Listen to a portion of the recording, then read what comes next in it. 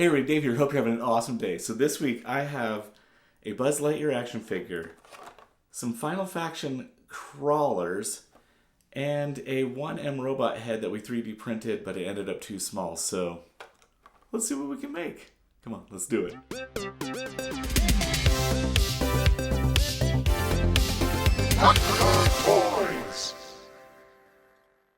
Alright, so here is a Buzz Lightyear figure. I found this at Target on clearance, so I'm going to pop the head off and paint that up. And here are the two Final Faction little spider things. These are from the Dollar Tree. They're $1.25, and I think they're going to work perfect for this project.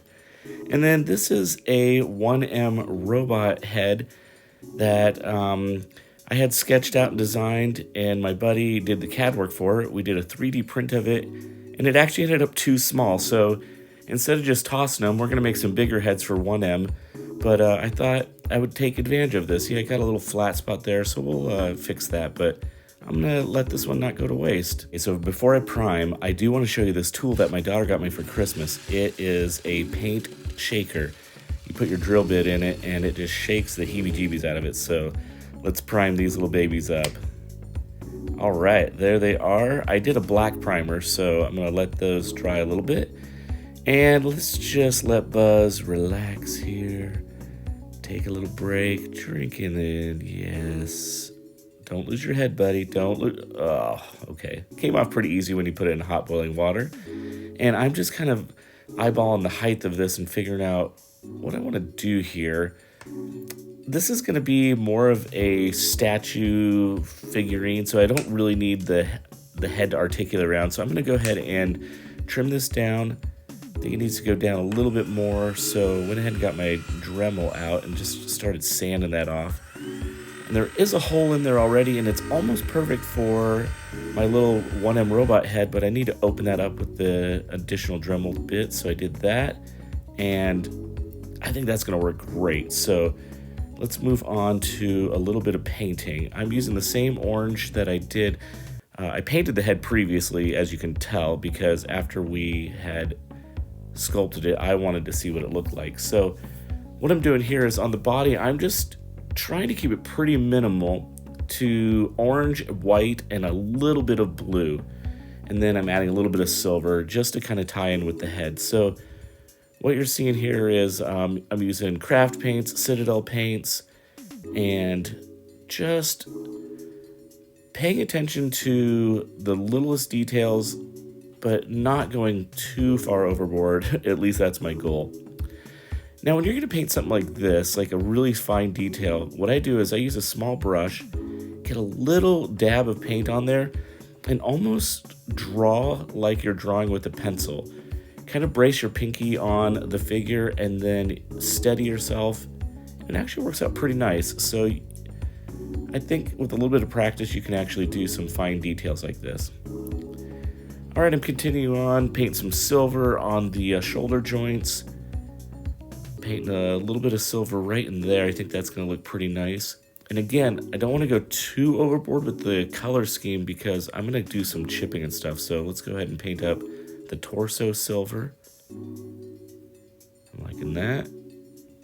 And then once that's done, we're getting close, but I'm kind of just looking at any additional details, and I thought, well, I might be able to add a little bit of blue in here, and maybe on the boot, just add a little bit of silver. I kind of went back and forth with should I make it black, but I don't want it to stand out too much. But here's the figure all painted up, and I'm going to try this type of chipping. Normally I like to do like a silver pen or silver paint, but this is actually just black, cheap craft paint, but I'm using a really small brush, and I'm kind of going around it, and it's acting almost as if it's like nicks and chips in the paint. The one thing is once you commit to this, you gotta do all of it, and it does take some time, but it's not hard. So just take your brush, hardly any pressure, a little bit of paint, and just barely touch any of the surfaces. Now, as I was doing this, I was like, oh, there's this little hole, and there's like a gun that clicks in there, but that looks kind of goofy. So I looked in my little Gundam parts, and I got this little piece here. I don't even know what it is, but it's going to work perfect. So I'm going to go ahead and glue that on, and then I'll continue my chipping process and finish that up. Okay, here it is all chipped up, and I don't know. It feels like, I don't know if it's too much, but I think it turned out pretty nice. So I'm going to go ahead and take my Nuln oil, and I'm going to do a wash over that. So I just brush it all over, and then just take a paper towel and wipe down the excess, and that's looking pretty cool. Looks like he's been in a lot of battles, and he is going to be fighting one of these spiders. So let's do a little bit more with this Vallejo wash. It is just a rust. And again, this adds just a little bit more wear and patina. So that's turned out pretty nice. And again, just touch a little bit on, take a paper towel.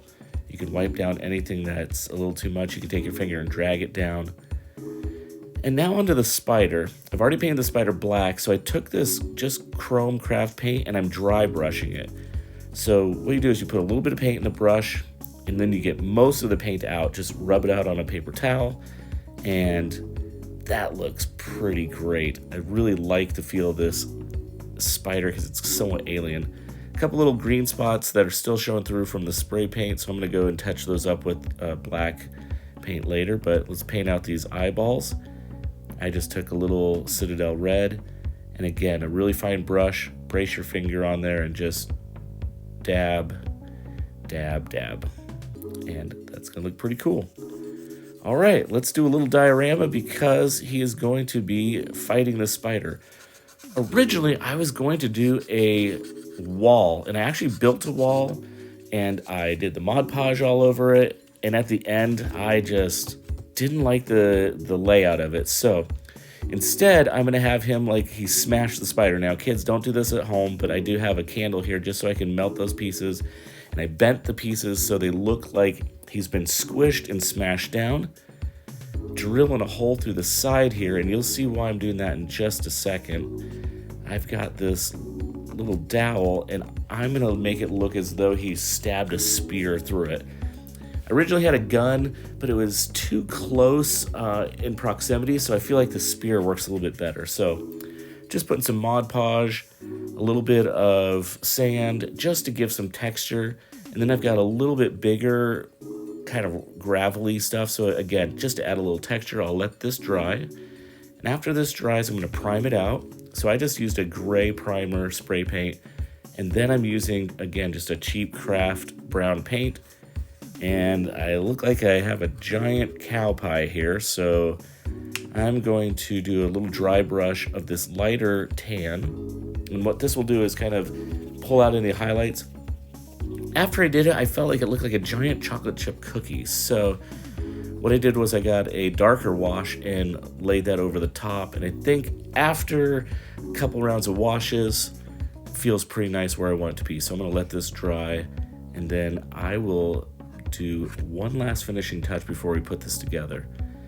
I've got this neon green, and I thought this spider would be super cool if he had this like neon sludge ooze coming out of him after he's been stabbed. So I kind of dripped it on, then marked kind of where it would drip, pulled that off. And then what I'm going to do is I'm just going to make like a puddle of this neon slime. So sorry, the camera is focusing on my hand because it wants to show you how steady I am at painting.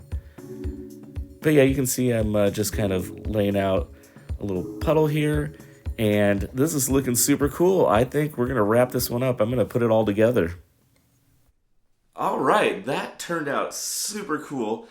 And even though it didn't follow the exact plan that I thought I was going to originally do, I'm really pleased with how it turned out. And I think as a maker, and again, a maker is, it could be making toys, it could be making a painting, woodworking, music. I mean, there's so many different things, and sometimes it always doesn't go the exact route that you thought it was going to go when you're making something. But look at those opportunities and turn them into something awesome. And when opportunities like this arise, seize the day. So I'm really pleased with how this turned out. I hope you enjoyed it. Let's take some turnaround shots of this, and as always, it's a great day to be a toy nerd. Have a great one.